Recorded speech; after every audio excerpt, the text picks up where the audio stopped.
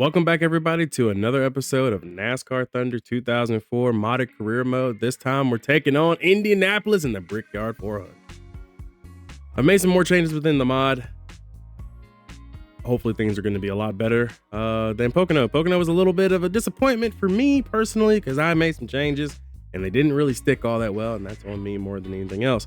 But with us coming to Indianapolis, I promised I'd bring the best equipment possible. But do we really need it? We wound up running with some of the second best equipment we had and wound up with a win. So does it really matter this time around? I'm not entirely sure. I'll leave that up for you guys to decide. I do know one thing for sure though. Watkins Glen is next after this, then it goes right back to Michigan. And then it's supposed to be the Martinsville 500. But NASCAR is still kind of mulling over this decision to have us run the Martinsville 500 track. So we'll have to see if that one stays. It might change something else. Either way it goes, NASCAR is in control of what they want to do with this. So without further ado, let's get ready for Indianapolis. Alrighty, with Indianapolis up next, we ran our second best, chassis. And honestly, I'm tempted to bring all that back yet again for another race. Why burn up good equipment when the car was basically self-driving?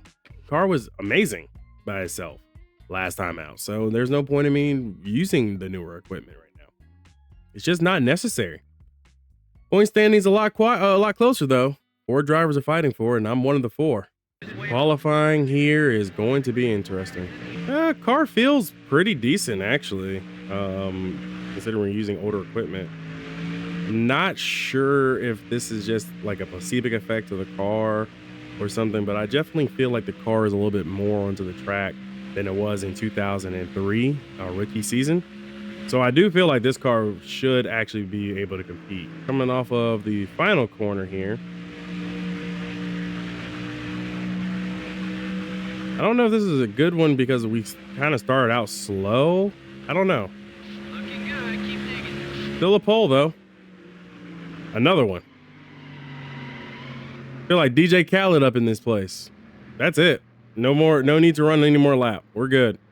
Let's head back to the garage, park the car, seal it up, call it a day. Welcome to MRN's live coverage from the famed Indianapolis Motor Speedway for today's Brickyard 400. You can just feel the excitement all around for this race. Indianapolis Motor Speedway, what a deep history this place has. I still get chills walking into this place. Speaking of history, there'll be a lot of drivers fighting to get into victory lane for a chance to kiss the bricks after this one is all over today.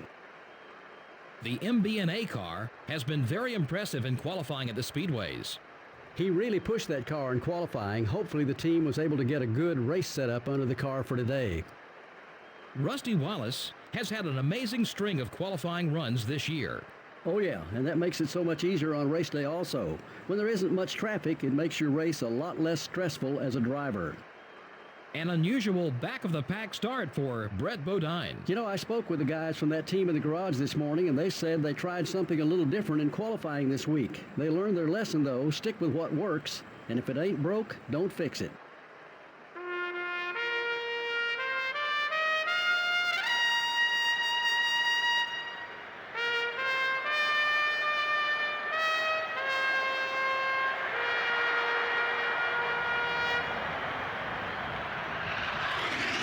Gentlemen, start your engines.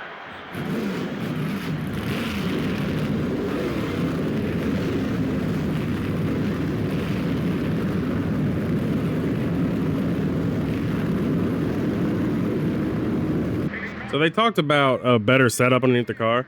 Yeah, my team put together a better setup. Actually, the rear end of our car is a little bit better for the rear end gearing. So we've got a little bit more torque. That should allow us to battle with the 8, the 20, and all them. But I've got 2 more title fight contenders around me, and Jeff Gordon lurking somewhere behind them, which is Mark Martin. He's behind Mark Martin, the defending series champion, I might add. Oof. What happened? Whoa. Stay focused. You get the lead back. Stay alert. Ah. Oh, I was wrong. It wasn't Jeff Gordon back there. It was Jimmy Johnson. Jeff Gordon got a rare bad qualifying effort this time. But that sucks that I lost the lead. 46. Leader only has about a second on you. Take care of those good So years. it's Tony Stewart leading right now. I don't really need him leading laps because he's behind me in the title fight. So if he's back there leading now, he's gaining on me, which is gaining on Dale Jr., which is gaining on Jeff Gordon. So we can't have our title rivals leading laps. Take it easy on those tires. Woo! Gotta turn right to go left, guys. But Jeff Gordon is nowhere up here, so that's relatively interesting. 49, 88. You're gaining on the leader. We're up and out of position. Okay, we're clear. Could probably do with like a slight wedge adjustment down. Now that I'm in traffic, the car is having some issues turning. So maybe wedge down half a round will probably help. But then we don't know what the late run will be like, so I guess I should hold off. Got Tony Stewart right in my sights. Clear all around. That was real cheeky of Dale Jr. 50, 42. Keep coming. We're getting there. Leader's right in front of you. Go easy on those Eagles, driver. Clear. So yeah, it's weird. It's like the rear end is trying to come around, but the front end is like firmly planted. Right side. Ah, Both sides. Tony Stewart's beginning to drive away from us here a little bit. Trying to get to Tony Stewart before he leads the most laps in the race is not what was on my bingo card. 50, 74. Dig, buddy. Dig, dig, dig. Gotta go. 20. Top 5. You've got the lead. I had a run. We took it. We saw it. It was ours. Look at us up in the front. Okay, now let's set sail. It looks like the car is finally settled in. We should be good. And somebody has blown up and is driving on the back of the track a little slower than before. So it looks like they might be out of the way by the time we come around. Not a big deal, but not sure who that is. Could you guys imagine if that was Jeff Gordon?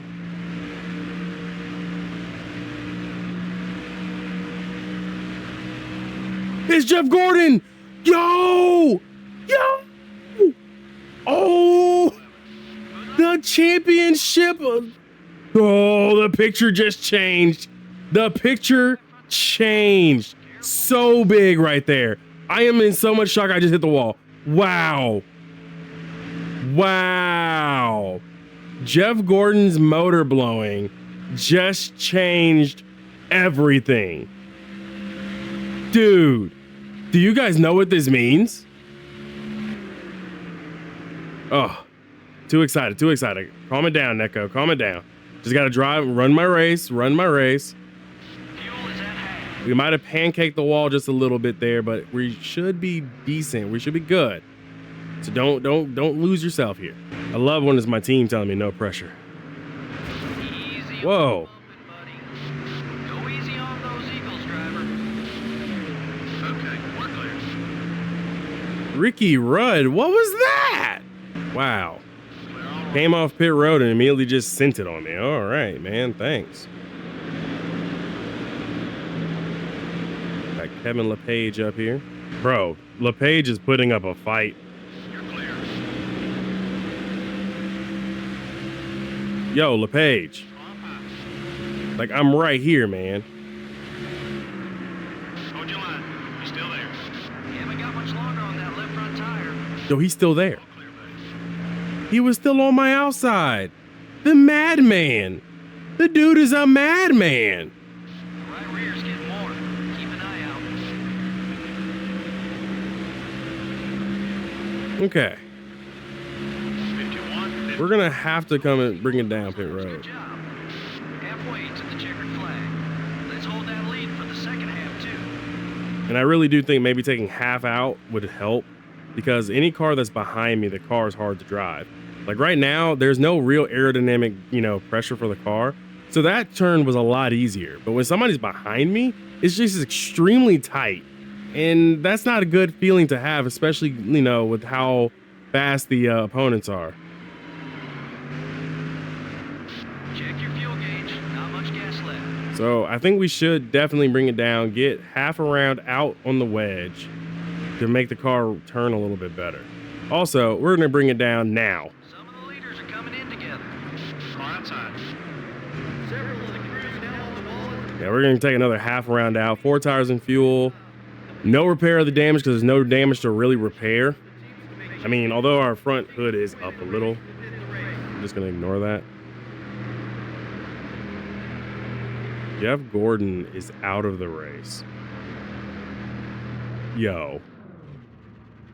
As the driver hits his marks, the crew will go around the All right, guys, 4 tires and fuel. change right side tires. 1 can of racing fuel going in. The crew will now swing over to the left side. This will be a 4-tire stop. 4 tires and 2 cans of 76 racing fuel. And That was a slow stop. We were supposed to get like 15 seconds. That was 16. Faster cars coming on the track. Careful, buddy. You're clear. I have to drag race Tony Stewart. You made it in the top half of the field. Need to pick it up. We had to drag race Tony Stewart. We can't let Tony Stewart beat us. We can't let Tony Stewart outdo us either. 20 car is gaining on you. I don't know who's in front of us, but whoever's in front of us is going to become the provisional leader at this point. It might be Bill Elliott, actually. I think that's who's ahead of me. It's Bill Elliott. 81, 84. Yeah, it's Bill Elliott right in front of us, guys.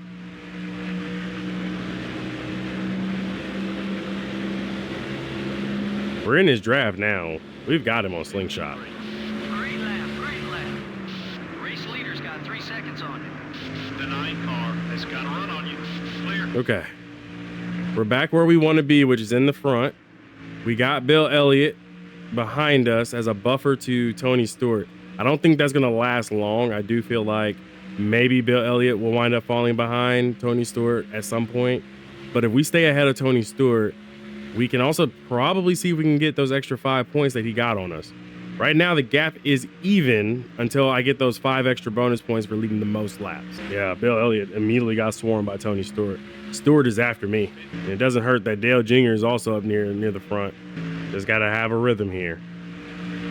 We've really spread out on the track, by the way. Far better than I expected us to with this car, but I love it. Come on. I got those 5 points back on Tony Stewart.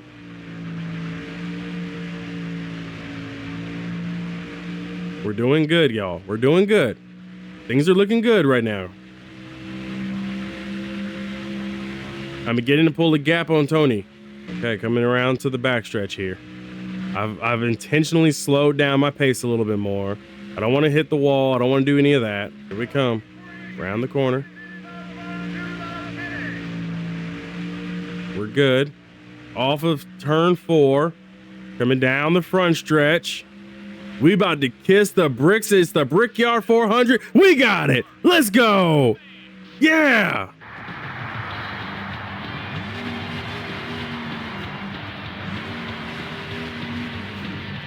Not a single caution lap was run in the whole race. Well, that's good news for all these race teams because that can mean one thing: no major wrecks. The MBNA car was the car to beat all race long. Yeah, no doubt he deserves the victory. What an incredible race for all the guys on that team. The 53 car didn't do anything to improve his standing with the other drivers out there.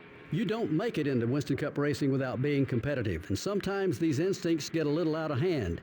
Should be fun to see what happens next.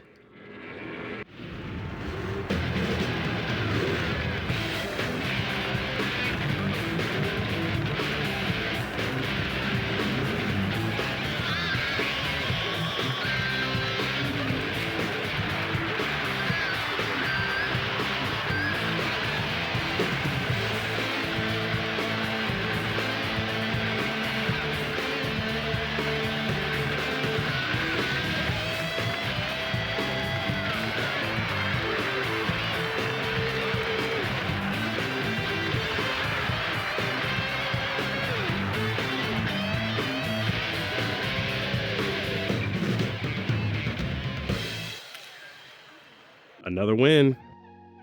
Oh, it feels so good to win the Brickyard 400.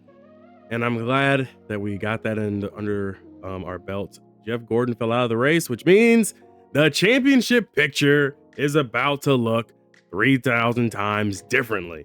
Why? Because the top 3 of the top 4 guys finished first, second, and third. What does this mean for the title? What does this mean for the championship? Am I the new points leader? Is this JL Jr.? Is it Tony Stewart? What are we looking for? I mean, everybody led a lap that was not called Jeff Gordon because Jeff Gordon fell out the race. I mean, look at it. Tony Stewart led a lap. Dale Jr. led a lap. We basically negated each other in terms of all that. So it really came down to just who got more points. I scored the extra 5 points because they negated my extra 5. So because they negated my extra 5, I only gained an extra 5 points on top of them. But I only, in theory, got maybe the math is not mathing properly at times. I'm sorry. I'm just really excited. But this means that if Dale Jr. is going to be the points leader, I was behind him by 48, which means technically it should still be Dale Jr. at the point, but I'm now the second place driver behind where Jeff Gordon was, which means that Jeff Gordon should fall down to number 4, but Tony Stewart will be number 3, but didn't gain anything on me, which is good. But I gained on Dale Jr., which in theory should be about 20 points. So I think there's like a 20-point gap to me and Dale Jr. Or I could just be completely wrong, and we'll see the standings after we get back to Georgia and find out exactly what the deal is. But I'm not even concerned about all that. We finished first in the Brickyard 400. Then it was Tony Stewart, Dale Jr., Jeff Burton, Kevin Harvick rounding up the top 5. Top 10 is Bill Elliott, Sterling Marlin, Jimmy Johnson, Ryan Newman, and John Andretti. So, Mark, I hope you're happy. John Andretti finished 10th in this race. Huge for John.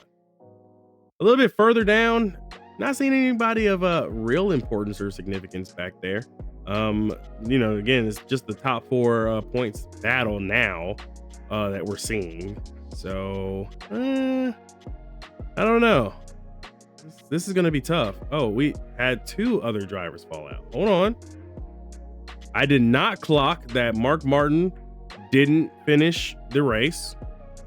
I also didn't clock that Ward Burton didn't finish either.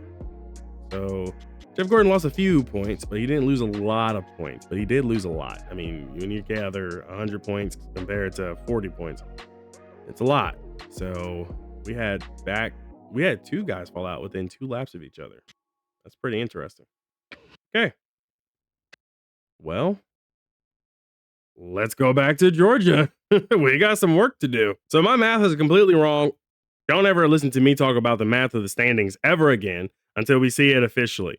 I am now the points leader by 7 points over Dale Jr., 95 points ahead of Tony Stewart, with Jeff Gordon having a 138-point deficit. Huge for Jeff Gordon because he has been in the picture from the very beginning. So this is really tough for Jeff Gordon, probably. And he's probably going to be a little upset about that. Mark Martin also failing to finish the race is also going to be an issue, considering he's all the way down in 10th now in the standings. He was 9th, so Jimmy Johnson moved up, but that's a little bit, touch and go there. It's been a little touchy for him so far. Ward Burton has also started to flounder and slip down the standings. I don't know if you guys have been watching that.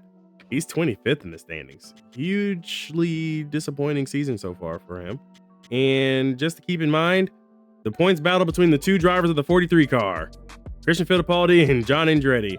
John Andretti is closing in on Christian Fittipaldi, but still hasn't finished better than him. But with that top 10 finish, hopefully that means that John Andretti will have a pretty good rest of his career there. I think he may have solidified himself as the driver of that car. Good to see Kevin Grubb is still here, making some races from time to time after he won surprisingly earlier this season.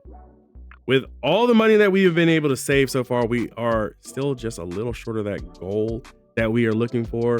Once again, the big item, the big ticket item I have on my mind is the engine dyno, and that's $1.5 million. With this win, we have 1.21 million, which means even after Watkins Glen, we're still going to be short $20,000. I don't want to be in the red, especially not this late in the season, because it starts adding up and piling and snowballing down the line. So it won't be after Watkins. It won't be until after Watkins Glen. So maybe the Michigan 400 where we will make that purchase. By then, hopefully we'll hear from NASCAR on their decision on if we're going to run the Martinsville 500. But we should have something more solid, more concrete by the time we're done with the series at the Glen. This has been your host, Neko Darius, winning yet again in my NASCAR Thunder 04 career mode. Things are getting a little easy for me right now. I wonder if that's a good thing or a bad thing. Only time will tell. I'm the new points leader. Be easy, everybody.